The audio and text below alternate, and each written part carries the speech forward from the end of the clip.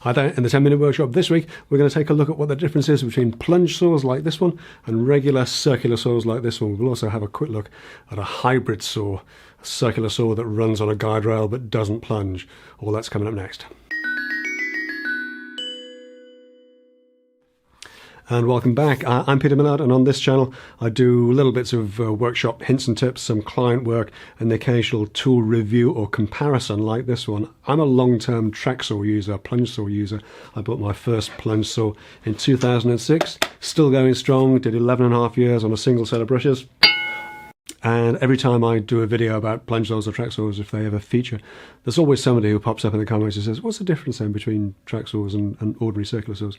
So I figured it was about time I did a little sort of comparison between them. The problem I've got, of course, is that since I started using plunge saws, track saws, they are particularly good for the kind of work, the kind of small cabinetry work that I do. And I pretty much stopped using circular saws. So I do need to say a quick shout out and thank you very much firstly to Skil for letting me get my hands on this nice little 3510 part of their 20 volt cordless, and also to the guys at Evolution for letting me have this R185, which is a sort of hybrid saw. It's a circular saw that you can also run on a track, on a guide rail. Kudos to those guys for letting me get my hands on these, because without that I would have had to go out and buy them, and that would have taken much longer. Again, I'm British, I'm from the UK.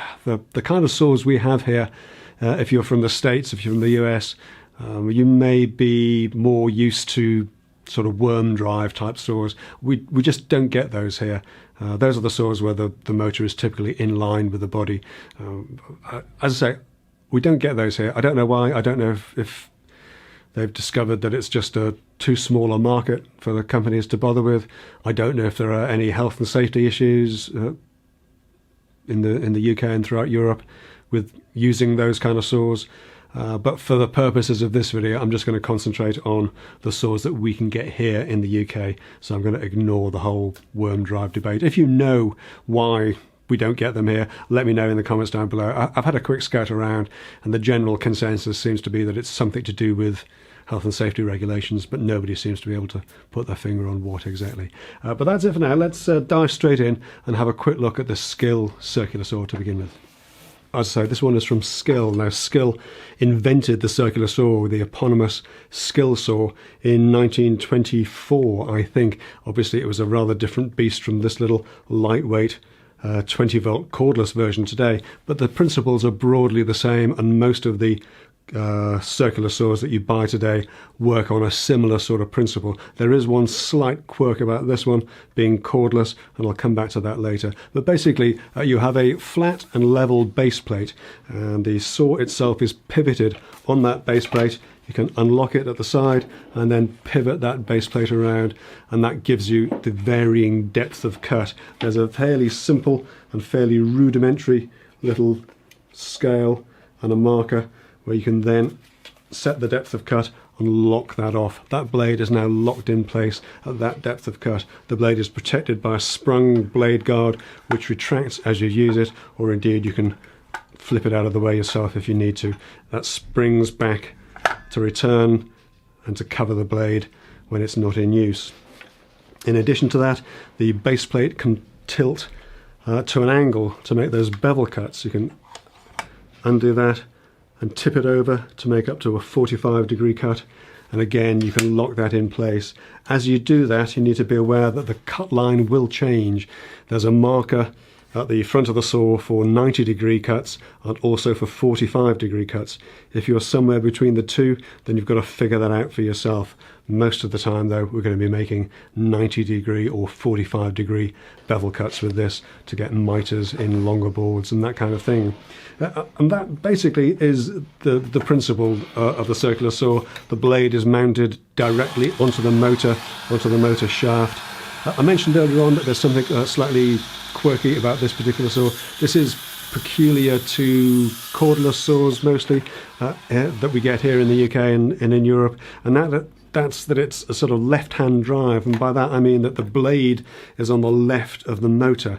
Most other circular saws that we get in the UK, not all but most, have the blade to the right of the motor. What does that mean in practice? Well, it means that if you are using it right-handed, then you actually get a very good view of the cut line as you're using it. The downside of that, of course, does mean that you're resting the base of the saw on the waste side of the cut, so a little bit like the cartoon character sitting on a branch that he's already sawing off the tree.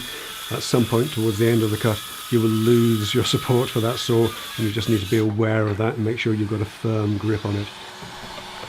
So next up we've got our sort of hybrid saw, our Evolution saw.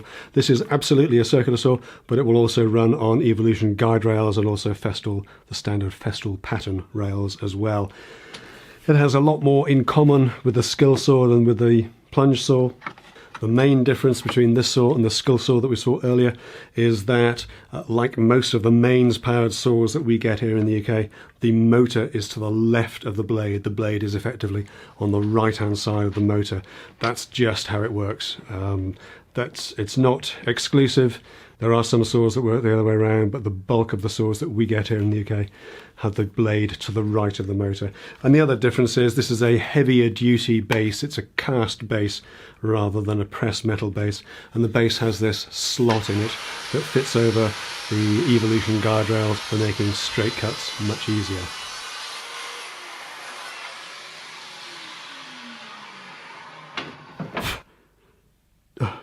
Dust collection just a little bit secondary on that one, I think. We'll let the air settle a little bit before we get the next one out. And so to plunge saws, the same basic principles apply to plunge saws just as they do to circular saws. You've got a blade on the end of a motor, on the right in this case. You've got the body pivoting from the rear this time to set the depth of cut. You've got a pivoting to the side as well, so you can do a bevel cut. But the main difference is that instead of locking the blade out to set the depth of cut, you actually set your depth of cut on a scale at the front here, and then when you're ready to make your cut, the whole saw plunges down to that depth. You make your cut and the whole thing springs back again, so the blade is fully contained. The only time the blade's exposed is when you're actually making that cut. And because of that, it's very, very safe to use and very predictable, particularly if you want to do a cutout like a sink or a hob if you're doing a kitchen fit, or if you want to cut a panel out of a door to fit a piece of glass in it. You can do a plunge cut at both ends. You have little marks on either side of the saw where you start and end that cut, and those are extremely useful if you're doing any kind of commercial kitchen fit or any kind of work where you need to do a right angle plunge cut. You can do that very easily with this saw. The downside of this is that it doesn't work particularly well when it's not on a guide rail. They are absolutely designed to be used on a guide rail so that you're not concerned about the saw wavering at all. It's all about the downward plunging motion and making your cut. Like many people, I have occasionally forgotten to take my rails with me, left them behind, and I have had to make a cut without the guide rail, just against a straight edge. And it's generally a pretty horrible experience because it's quite a strong spring, and you have to apply constant pressure to keep that blade at the right depth whilst making your cut. It's very easy for that to waver. So they really do need to be used on a guide rail, but they do produce a particularly good cut and a particularly good finish when used that way. Now the other party trick that these plunge saws have is that because it's guide rail mounted and because the whole bevel cut idea is built into the philosophy of the tool, if you like, there's no difference between the cut line whether you're doing a bevel cut at 45 degrees or 40 degrees or 32 degrees or 90 degrees. The cut line stays the same. It's on this splinter guard strip, and this particular tool, Festool, they patented the guide rail with splinter guard in the early 1980s. And I think I'll leave it there for this week. That's the fundamental difference as far as I'm concerned between the plunge saw, track saw and a regular circular saw, even one that will run on a guardrail on a track. That plunge action makes all the difference to me, and it's not just a question of making hob or sink cutouts. It's just a safer way of working. That blade is tucked away in the body of that saw. The only time it's out is when it's actually cutting, so that just makes me feel better. If that makes you feel better too, then that's good. Of course, there are many reasons why you would still use a regular circular saw, particularly in construction sites or outdoors, garden projects and that kind of thing. And I would like to say thank you very much to the guys at Evolution for letting me get my hands on the R185, and also the guys at Skil for letting me take a look at the 3510 20 volt battery circular saw. Lovely bits of kit. For me, in my personal cabinet making business, I go for a plunge saw every time, but that's just me. There's plenty of uses that those regular circular saws can be put to. I just want to say as well, thank you very much indeed to all of my Patreon supporters. My Patreon supporters really do help me to keep the lights on here, and obviously having the lights on when you're making videos is a real bonus. Amongst other things, my Patreon supporters get a week in the workshop vlog, and one of the things I've done recently is just to do a little walkthrough, a talk through of an old job before I started shooting video for YouTube. I've got pictures of some old jobs. The recent one is a big bathroom fit, the last big bathroom fit that I did. Maybe I'll run a little clip of that now. If that sounds like the kind of thing that you're interested in, then head over to patreon.com/10-minute workshop and take a look. But that's it for this week. Thank you so much for watching. I'll see you next time. Take care.